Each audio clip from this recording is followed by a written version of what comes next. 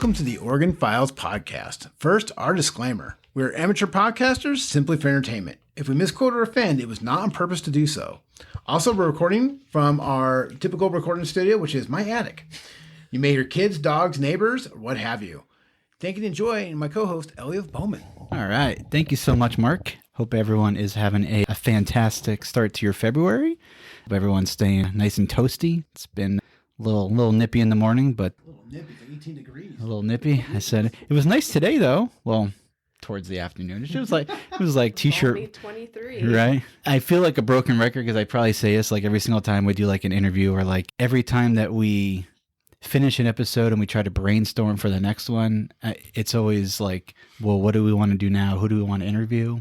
And it's just incredible that we live in such a small population, live in such a small community, and we still can find amazing people that we have on today. We were interviewed Elena and Rusty Dillinger from Source One Serenity, and they happened to name drop who we have on today.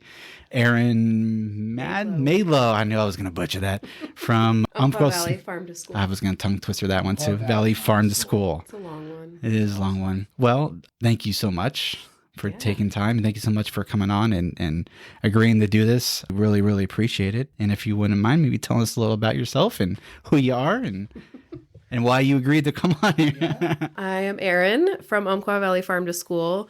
I've been the executive director here since we started Umpqua Valley Farm to School in the end of 2019. We took over a nonprofit that used to be Thriving Waters. It was a small community beautification project out in Glide. Teddy Fromdahl was the executive director, and she's a family member. So she wanted to be done. And one of the things that they wanted to focus on but never really got time was school gardens. And I've been working with school gardens since about 2010. And so I was like, I'll take it on.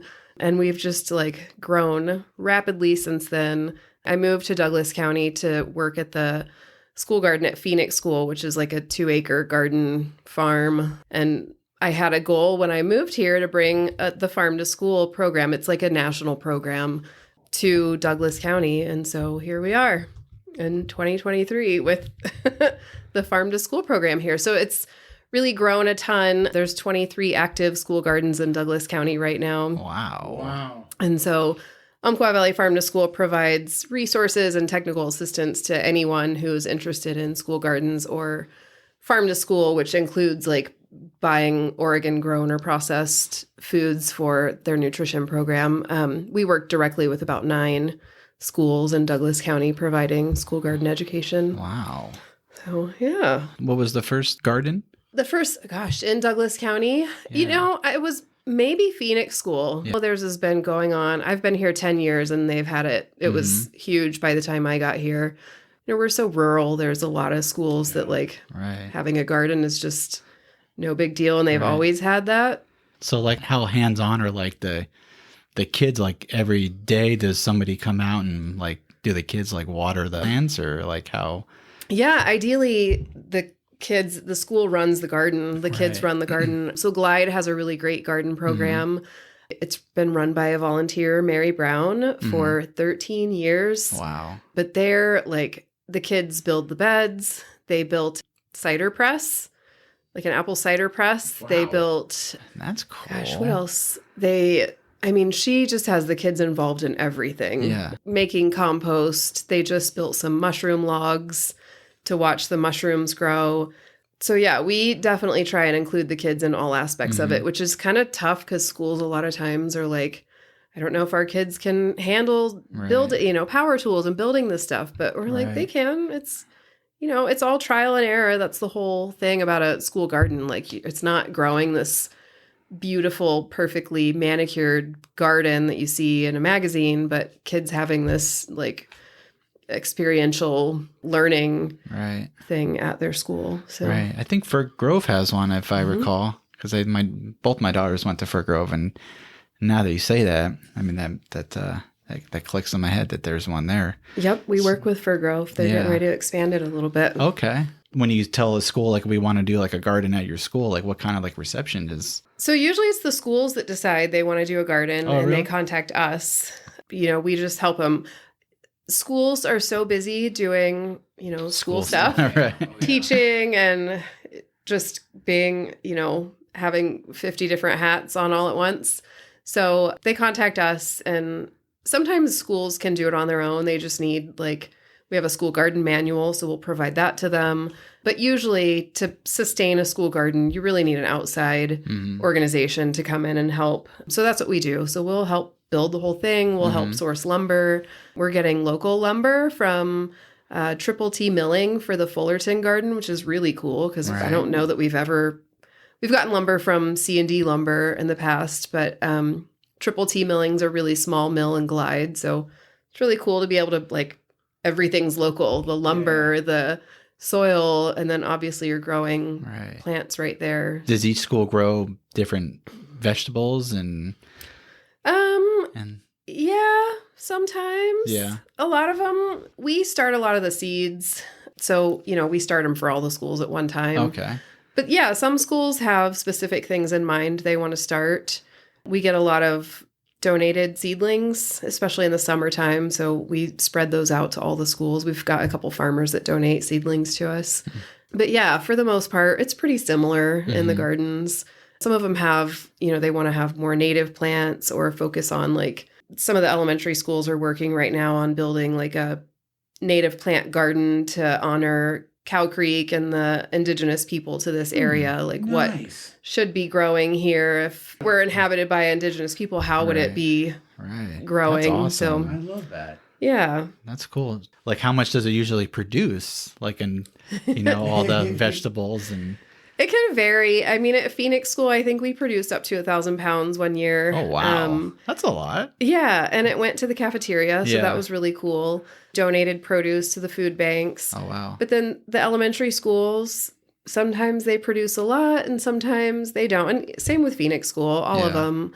It's trial and error. So, a lot of it is just getting the kids' hands in the dirt. Right. Or sometimes stuff gets left on the plant and it dries and goes to seed, but that's okay too. We can harvest the seeds and use them for later. So, and introducing a lot of vegetables to kids, and I'd say fruit, but it's mostly vegetables, right, that you're growing? Yeah, we try melons every year. They're really hard to grow, but we do have blueberry plants in almost all the gardens too. Yeah. We got those donated from Bear Hill Farm and Norris Blueberries. So it's really cool to have local farms donating to the school gardens. And they have strawberries, but for the most part, there's a lot of leafy greens. Carrots are really fun in school gardens because the kids get to pull them out. And it's they can't see the carrot until they pull it out. And they're wow, this carrot's huge. And tomatoes, the usual. Yeah. I just imagine the lunch ladies being you're messing on my sloppy Joe Wednesday. What's these vegetables? Yeah. I want these veggies in my kitchen. I know. I hear a lot of times the kids won't eat that stuff, but I'm there's aphids all over the kale outside and they're still eating it with aphids on it. They'll eat it, especially if they grew it. They're really excited about it. So sure. That's they why put we in do their work. it. They're proud of it. Right. Yeah, they I grew are. this vegetable. Right. I have no green thumb, so I know it's hard to grow stuff, you know? Laundry's so bad. The one year I did one of those topsy-turvy tomato plants, and right as they got to where I was going to do it the next day, this deer came in. He waited. He had a calendar before me. And he left me one little green tomato, and I ate it. Don't get me wrong. I ate it. Oh, man. It is the deer and the turkeys. Yeah. That's the thing. I know. I think we had, one year we tried to grow either it was cucumbers or jalapenos. I can't remember. And I'm pretty sure it might have been jalapenos, and the deer even ate the jalapenos.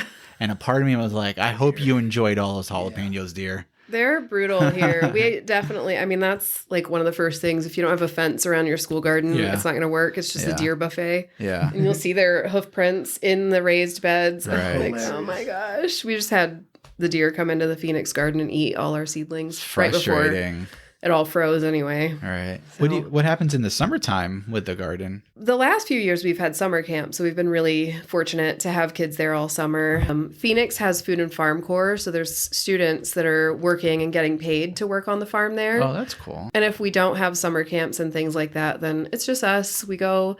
Now we have timers in all the gardens on a watering system so that we don't have to water every day, but we go weed and then harvest stuff, and we'll take, Roseburg does all the bigger school districts here do Lunchbox Express, which is the bus that drives around and drops off food. So we harvest it and take it to the schools that are preparing meals so that they can get it out on Lunchbox Express. And we've done like produce bags that we've donated to families when they come to the school, or if volunteers want to come, they can harvest and take it home. I was going to ask you, do a lot of kids bring like the vegetables and fruit home too? Oh, that's awesome. Yeah. That's really cool. Yeah. That's great. Especially this area. That's wonderful. Yeah. So how did you want to, or why did you decide to be part of what you do? I do? Yeah.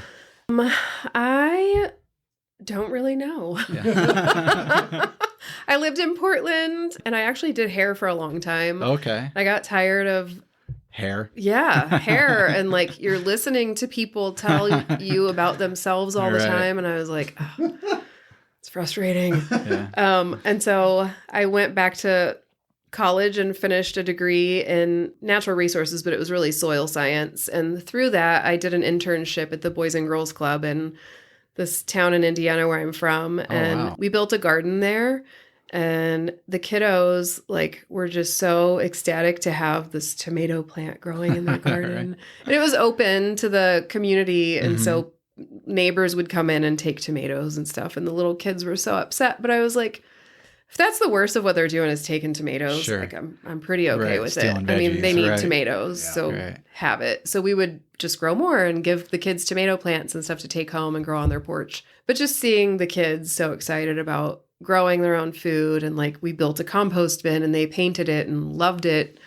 So that got me really excited. Then I did this big research project about childhood obesity in the farm to school program and kind of compared by the state childhood obesity rates before and after their farm to school program, which I really didn't know what I was doing as far as research at that point. So it was cool to see all the rates, but there wasn't any like hard data. Oh, really? No, but I think if that same study were done today, there probably would be. I would think so too. Like a lot more concrete results, because there's the farm to school program nationwide is huge. Oh. That's how I got into it. Yeah.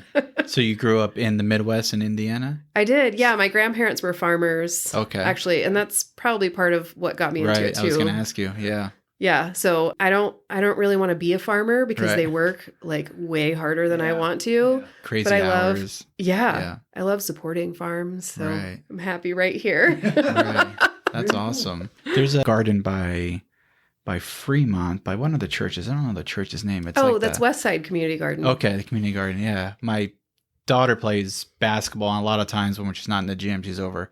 The church by there has like a covered basketball area. So I'm always seeing people over there tending to the garden and stuff like that. Yeah, that's a nice garden. I don't think that's one of the oldest community gardens. Garden. Yeah, I think it's probably all full. It's a really nice one. Yeah. So what else do you guys do? Your programs that you guys run? So we do procurement, which is we connect schools with farmers in our area. It can really be any Oregon grown or processed food, but I try and support the local farm. So we connect schools and like the Boys and Girls Club with those people to buy their products and get them into the meals. And then we have all kinds of projects that we're working on. So we do a produce project in the summer where get grants to buy produce boxes and then distribute them through schools that do summer camps. So like Yoncalla is where it started. We did Yoncalla and Drain the first year, and we just did 45 boxes a week for, I think, 5 weeks. And we do education with it. So we did summer camps and cookbooks and all kinds of like food safety things. And then last year, it grew to 90 produce boxes a week. Wow, for 90 a week. 5 weeks, which is a lot. So I mean, I think it's like $10,000 or something that's going directly back to the farmers here. Oh my gosh. And then the families are getting fresh produce boxes where, like, you know, Yoncalla has a small grocery store and they actually do buy local produce sometimes, which is cool, but it's not a supermarket. Yeah. So there's like food access issues all over Douglas County because we're so rural. So we go to Elkton too. There's no grocery store in Elkton. So they're all getting fresh produce. And then this summer, we're expanding to South County too. So we've recently split our program into Youth Grow and Community Grow. So Youth Grow is everything in schools and working with kids. So like the summer camps and the, in-school garden education. And then Community Grow, we have a commercial kitchen too. So it includes that, the procurement stuff we do. We have a plant a row for the food bank program. Okay. So I think now we have 6 seed libraries throughout Douglas County. Is that through like UCAN? It's with Feeding Umpqua. Okay. So we get seeds donated from Bi-Mart each year, and we've created these seed libraries, and you can register. You can take free seeds and then register by scanning the QR code or just filling out the sheet. And you don't have to donate back to the food bank, but the idea is you're planting your rows and you donate part of what that is so you cool. grew back to the food bank. That's awesome. So, That's a great idea. Yeah. That is really cool. People are donating, but you have to say, I'm donating this on behalf of the Plant a Row program so that we can track the data. And I don't think people are saying that yet. So just trying to like remind everyone, make sure you say it's for Plant a Row.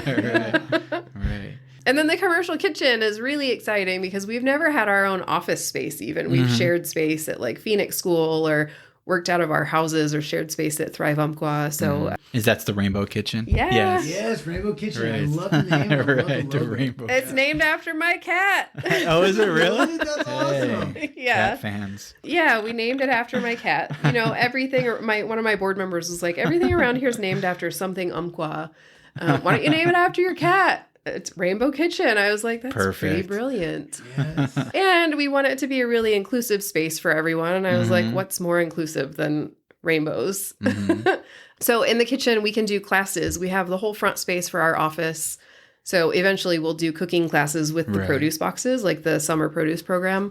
And then the kitchen can be leased by the month by producers or anyone that has a food-based business Right. to increase their markets. And they can do like, so it's not ready to eat food so much. It's foods that you consume later. So like soups that are being made there and then frozen, and you can buy them at a store and take them home and eat them. Interesting. So it's not like a restaurant style or like grab and go food, but Interesting. So it would be like people that maybe would be selling like at the farmer's market or something like that. They needed a place to like make whatever they're selling. They could come and I see you have like membership fees or whatever, but they can come and, pay whatever they want and make it there and then go sell it. And yeah. So a lot of the stuff at the farmer's market, you can do what's called farm direct, which means, some of it you can cook in your home kitchen, but then there's a lot of other foods that you can't. And like to sell to restaurants or to sell to stores, you can't do it out of your home kitchen unless you get a license like for a commercial kitchen. So that's why we open the space. Just farmers have a lot of leftover produce at the end of a season that they didn't want to see go to waste. Clearly there's a need for this. right. So yeah, it's been really fun. It's such a cool space. It's the old Umpqua Local Goods. I don't know if you remember that on Cass Street downtown. Yeah. And Cascadia Coffee was next to it. Yeah, remember we used to go all the time. Yeah. Okay. I shopped there a lot. Yeah. Oh my gosh. Oh, I That's miss so wild. Cascadian Yeah, we Coffee. really I like love the that coffee. place. I know. I love that place too. Do you have a favorite fruit or veggie? Yeah. Or veggies? Favorite fruits or veggies? It changes all the time. Multiple. But I actually had a dream about this fruit last night. And it's probably because I was like writing down my answers ahead of time. But have you ever had grapes, like local grapes Yes. in the summer? There's nothing better than like fresh local grapes. Taste. Yes. Yeah. I like just bought some at farmer's market recently. Yeah, the Yes. skin's really Absolutely thin. They're like amazing. candy. Yeah. Yes. So that's my current favorite, even though we can't even get them right now. Yes. Very cool. Do you have a favorite like fruit or vegetable that you like to grow? I love to grow okra. It's really hard to grow here, though. Huh. I love okra and Okay. collard greens. I spent a lot of time in the South. Oh my god! I just tried for the first time making gumbo, and I'm my own judge. So of course I thought it was amazing, but nobody else. I only had other people try, but people tried it that probably don't even really know it. I've had like real Southern gumbo before, so I mean it wasn't like on that level of like actual really Southern like gumbo, but it ended up pretty good. Like I made my roux and everything, and like I stirred the heck out of it and let that cook for like 6 hours, and then chicory it started like breaking and falling apart.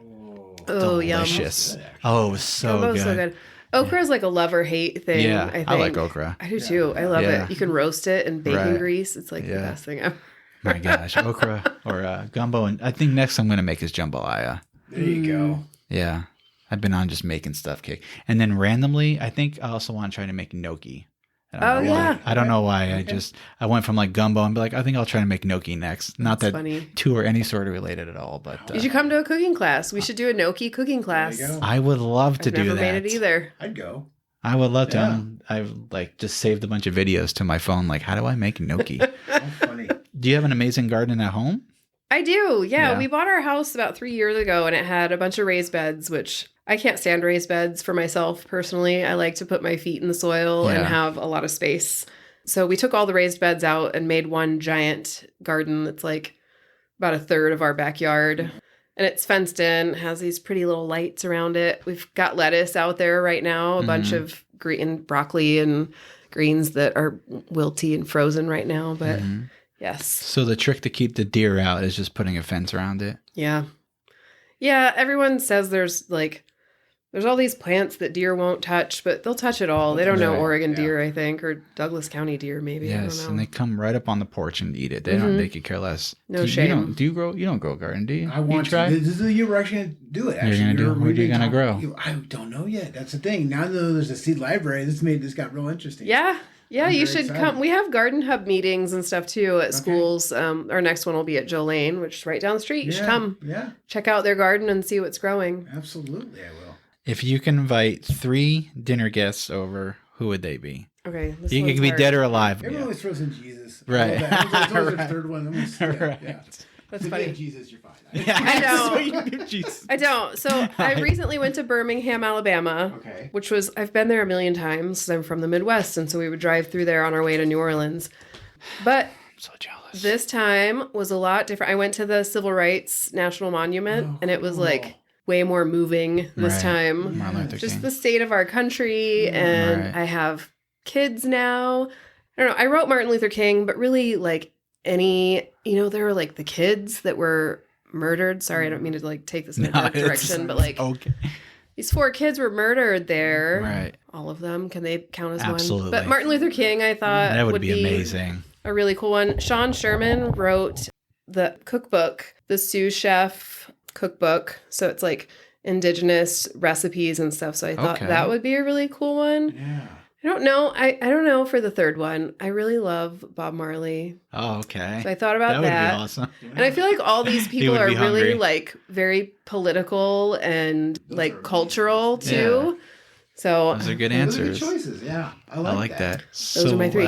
What is New Orleans like? oh man, it's the best. Describe it in every detail as you can. It's on the old Well, bucket list. Oh, yeah. Okay, so I have lots of cool stories about New Orleans. Yes.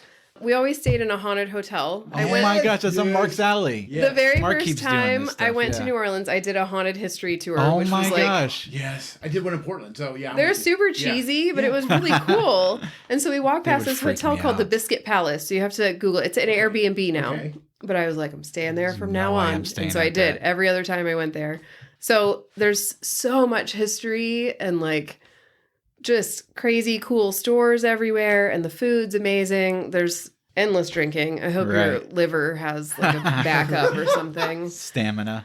Yeah. But like the Garden District is beautiful. Anne Rice's house was there, is Right. there. There's just so much history. It's stinky because it's in this bowl below sea level. Yeah. So like Right. they spray the streets down every morning because everyone's drinking all night. Right. I didn't know that. But yeah, the food's just amazing. Right. Like Ugh. gumbo, red beans and rice, Oh my gosh. alligator, Crab cakes, bouillons. etouffee, and the Etouffees. beignets. Beignets, yeah. Gotta get the Yeah, beignets. beignets. Yes. Is it every other Sunday? They do like a parade or something like that. In New Orleans? Gosh, yes, I literally stumbled across this thing, like this lady who makes like homemade noodles, or she makes some sort of dish basically so to soak in like the alcohol from the night before. What? And so literally gosh. people are like still partying from the night before, and they go on like some parade like every second Sunday or something. I think it's called Second Sunday. I don't know. I saw a funeral Anyway. there one year that I was there, and it was a band, like Yeah. a big brass band, Yeah. parading down the street Right. with these family members and all kinds Right. of people, and the casket. Man. They're like partying down the street. And we looked out the window because we're like, it's like 2:00 in the afternoon, and there's a brass band cruising down the street. crazy. It's a funeral. Yeah, So, and like the cemeteries are really cool. right. It's like a family mausoleum too, and it Right. gets so hot that the bodies like Right. cook faster than some places. Wild. And so they like open it up when someone Humid. else dies, push them to the back, and put the next body in. What? I didn't That's know that. interesting. Yeah. Yeah. And during the Katrina and stuff, like when it floods. Yeah. Right. All that stuff comes up. Right. So Jeez. Right. it's really cool. It is stinky, but it's worth it. So, Erin, I got to ask. I'm going to segue again because you touched upon it. You stayed in some haunted places, right? Do you ever have a paranormal experience? I did, in the haunted hotel. Please share. Please share. Okay, so, there's a lot of drinking going on in New Orleans, but I don't think this was related to that. Okay. We I stayed. don't think it was related. Have our Bigfoot story start that way. Yeah, Right. I was drinking. That's right. Yeah. So when I was growing up, my sister and I always thought our house was haunted too. I don't know. I love ghost stories. But when we were in New Orleans, this Biscuit Palace, so I was laying in the bed in my room, and I swear to you, someone sat on the end of my bed, and I sat up. I had 2 other friends of mine staying at the hotel at the same time, and I yelled at one of them, and nobody responded because it wasn't them. Nope. So, yeah, and like the shutters would open and close because they have shutters over the doors. Yeah. They would open and close. It's creepy. That's when but I it was go. really cool. Yeah. You I would still stay went in that? back. I would definitely stay in that. I would all You would day. do the haunt. I can imagine the haunted tour like in New Orleans is probably 10 times creepier than Portland. Yeah, Portland wasn't that creepy. You're right. Portland, yeah, but yeah, I would definitely New Orleans. That would be. Like, where do they take you in New Orleans to do the haunted tours? You go past a lot. Like we went past the cemetery where Marie Laveau is buried, was entombed, but they say that she never died. Yeah. That she's still 700 years old or something now. We went past, the building's there from like the 1700s. So you go past like this old blacksmith bar, Right. the Biscuit Palace. We went past, I don't know, that a lot of it was just like a tour of New Orleans, but it ended in this seance. So you go into this like dark room. You can't see anything. Everyone has their hands on their neighbor, and your feet are on their feet too. Yeah. Hell no. I know. And there's no, you can't, it's pitch black. You can't see anything. No. And I can't remember what they were talking about. I was just busy trying to figure out how they did whatever they did. Yeah. But I came to the conclusion that like the person doing it had steel toe boots on or something. And so they move tricks. stuff with their feet. I don't know if that's Or true or did not. they? Or it might have just been a real seance with some Mark's spooky so stuff intrigued. going on. So in comparison, how the Portland ghost tour ends is getting a voodoo donut. That's hilarious. Oh, Well, the New wanted to Orleans see one it. is actual voodoo. Yeah, that's cool. That's funny. Oh my gosh. Love it. That's a good segue. Yeah. So another segue, totally different. The last episode we talked about abandoned fire from like 1930s. And then we also talked about the Chicago fire. Oh, yeah. So this is funny, you're from the Midwest too. So there's a lot of speculation about how the Chicago fire got started. And I didn't know all this until I started reading about it. But apparently there is it was a dice game and like people got caught. They were running out of the barn and knocked over the oil lamp. Or it was Mrs. O'Leary was out in the barn and the cow kicked over the oil lamp and started the fire. But our question led, how many times a day? Why does a cow need to be milked at 2 in the Why would you morning? milk a cow? Like that late why at why night? is somebody out, The at, story doesn't add up. right. No. So You have to milk a cow. Maybe it was like having a calf. Yeah, I don't know anyone that milks a cow at 2 in the morning. Okay. Maybe like There you go. 5 in the morning or something. maybe Yeah. she said it was like maybe like 9-10 at night. Is that a common time to milk cows? Maybe. It just depends, I guess, on what. I think it's like twice a day, but Okay. So usually guess the cow's, pretty good by like 9-10 at night. Doesn't need to be milked, huh? probably. I love it. We blew it wide open. Yeah. The whole major theory with Yeah. Now I'm leaning towards the crap game. it's got to be the dice. I'm leaning game. towards the It dice. makes more I sense. can't remember the guy's name in it. Yeah. No, He was was- his name like one leg? Or something? Yes, he had like a peg leg or yeah, something. peg leg Steve. Yeah. That's the other scenario for the fire. Yes. Yeah. I don't know. It was pretty funny, all like the random scenarios that could have been. Probably like moonshine caught on fire or something. Yes. So if folks want to get involved with the organization, if they want to volunteer, if they want to reach out and just say, I love your guys' gardens, or, how do they do that? Well, they can come visit us at Rainbow Kitchen. Okay. We have a volunteer page on our website, so they can sign up to volunteer that way. We have an event coming up at Fullerton 4 on February 25th to help build their garden a little bit more. They can always stop by that. We update our social media page all the time, Instagram and Facebook. They can check there. Send me a message, send me an email. we've always got work to do. Awesome. The website's amazing. So it's I love the website. uvf2s.org. It talks about, you can meet the team. I love seeing everyone on the team. And Mickey Hall. Yeah. Is a very well-known teacher. It's really cool to see her on there. So all your programs, the Rainbow Kitchen. I love the garden map. Right. Thanks. That is We need really to add cool. more to it. It doesn't have all the gardens. Because this has like 24 on here. Oh, That's what I okay. counted. So that's pretty cool. But yeah, if anyone wants to see where the gardens are, I think that's amazing. You're right. There's a link for volunteer, link to contact, blog, and of course to donate. But yeah, that's a nice website. Thanings. That's a nice website. I need somebody to like manage the website all the time. So do you guys have like a peak busy season for like the schools reach out more like the beginning of the year? I don't know. I feel like I get a lot more emails from teachers around November or from schools around November. I don't know if it's like they saw all the work in other school gardens that was happening and they're like, okay, November is a good time where, let's get planning for next year. But yeah, we don't ever have a slow time. I would like to say winter, but Yeah. we're still doing lessons all the time in school. We're How doing winter cool. sewing right now. So And you do farm field trips. we do. Yeah. I love this a field year. trip. Oh yeah. You can Who doesn't volunteer love for a field trip? those. Oh my! What? I was just telling Mark. So Yeah. I work for Umpqua Bank, and they do. You get paid for Connect volunteer time. I was just telling him that, yeah. like I need. I haven't done Connect or volunteer in a while, so I would love to do that. Yeah, we always need volunteers for farm field trips. We do a farm tour. So like Laney Farm takes the kids around his farm on a tractor, which is like their favorite thing. Right. yeah. Of course. But then we do a recipe too. So the kids get to sort of help make something and then they get to try it. And it's like foods that are grown on the farm. And then they do a science activity on the Okay. farm or like planting, harvesting. So That sounds like an amazing That's day. a great field That's trip. a great Yeah. day. yeah, Dude. it's fun. And it's the same. It's different farms, or it's Different farms. Yeah. Last year was our first year actually to do them, and we did Laney Farm in Valadez. And then this year, Roseburg Schools got a pretty decent grant, and so they included farm field trips. And last year, since it was our first time, it was trial and error.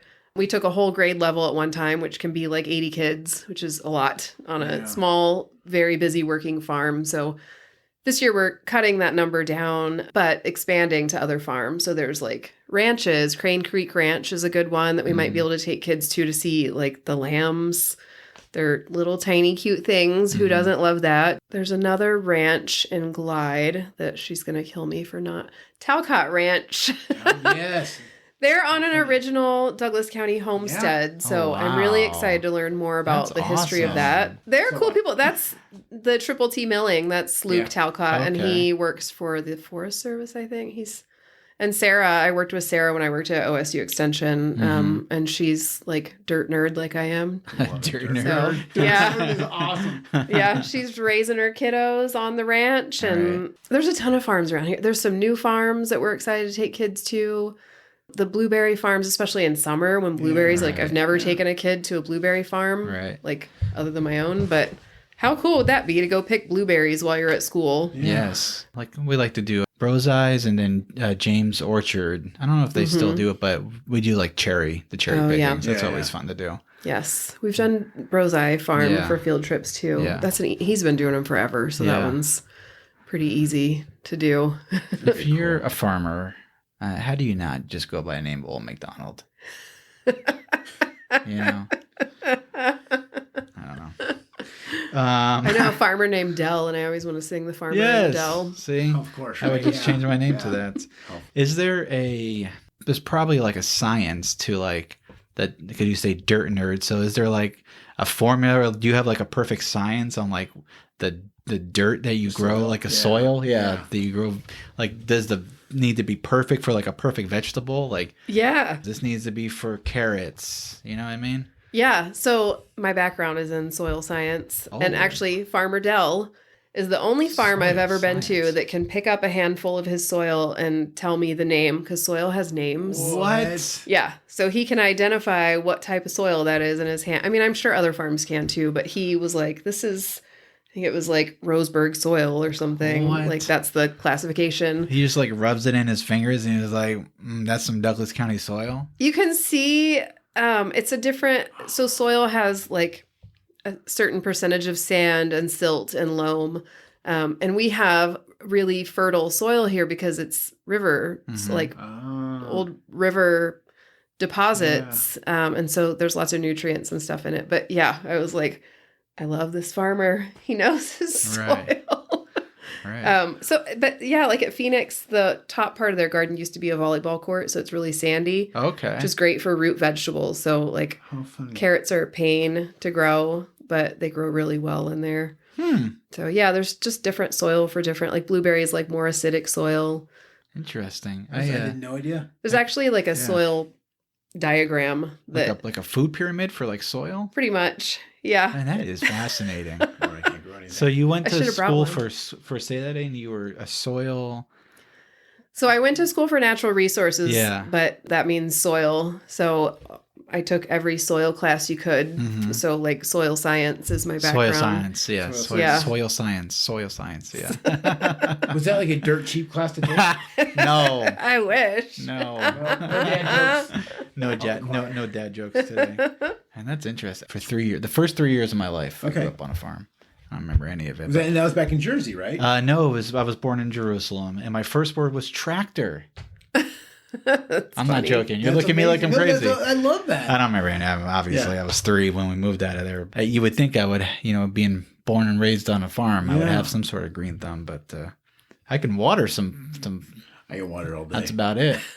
That's about it too. It's a start. Yeah. I can mow it too. I can kill it. All right. I hate to mow. That's why I grow vegetables. See, that's smart now. That's brilliant. See, now we're talking. That's brilliant. I'm tired of mowing. Okay, so the most important question. Yeah, favorite sandwich. It's a Reuben. It's a Reuben. Mm-hmm. Now, what makes the Reuben so? What's a perfect Reuben? The meat. You could like. There's so much crappy pastrami out there. Gotta have good pastrami. Gotta have melty, delicious cheese. You can't have like a cheese slice that's not melted yet. Yeah. Oh, wow. I can't eat wheat anymore. So the bread too, you have to have the right marbled rye. Yes. Yeah. And the sauerkraut. Yes. And the Russian dressing, right? I don't know. It just all has to come together and be perfect. It's got to be a perfect balance of it all and just. But I do think the meat's the most important part of that. Absolutely. Because some people put like a big slice of it. It's got to be like the or like corned beef. I have a corned beef. Next important question is favorite movie. I think Goonies. Oh my gosh, great answer. Yeah, great answer. Goonies never died. Goonies never died. That's true. That house is like a hot topic. It is right Somebody now. just bought it and they don't want anything to do with the Goonies, right? No, they don't want to be bothered. But like the one neighbor doesn't like it, but then all the other neighbors round around it or something. Oh, really? Yeah. He wants to turn it into like a destination. Yeah. Because people always look at it anyway. Oh. So he wants to make it available for the public, but it's like a residential area. Right. Yeah, I've walked like to the driveway. That's about it. Me too. Yeah. Did you do the truffle shuffle there? No. I've watched many other people do it. I did not join in. I love Astoria. We stopped at the jail. Yes. There was a black SUV there. I was like, are there bullet holes? Yes, Astoria's. Yes. Isn't that story that has the bell ringer? I think it has like it's an old boat, I guess you can say, and it was converted into a fish and chips place. Oh, yum. Oh man. But they sell, it's not like cod or halibut. I think it's like tuna. But like they bread it so perfectly. We waited in like an hour and 20 minutes to try like this. It was absolutely amazing. It was so freaking good. It was so good. That is all the questions I have, sir. Okay. You have any questions for us? You have any questions for us? Yeah. How many shows have you done? This will be 32. Okay. Yeah. This will be 32. Yeah. Yep. What's going to be next? Oh, good question. We actually have the curator at Wildlife Safari. Oh, fun. Will be our next interview. Yes. Yes. We're going to go on a safari. Yes. Yeah, I'm really excited about that one. That'll be super fun. Yeah. Yeah. We're going to learn about the wildlife safari. There's a cool, I don't know, I'll have to figure out what it's called. There's some cool history down in southern Douglas County, I guess. There's a train track, and there were Chinese immigrants that were building the train track, and a lot of them got killed. I think it was like the slide or something down there. Yeah. But there's a plaque there, and I went to it years ago, and I have not been back. But I always thought it was a cool place to check out. You know Jack London, the writer? Yeah. Did you know that he wrote books from Wolf Creek? Yep. So that there's a trail, I think called the Jack London Trail or something, hiking trail. Yeah. And isn't that in the Wolf Creek Lodge is haunted? Yeah, that's what I was thinking of. And then I Yeah. was like, ooh, Jack London, though. I've been wanting to go That stay place at is one. creepy. That place is creepy, yeah.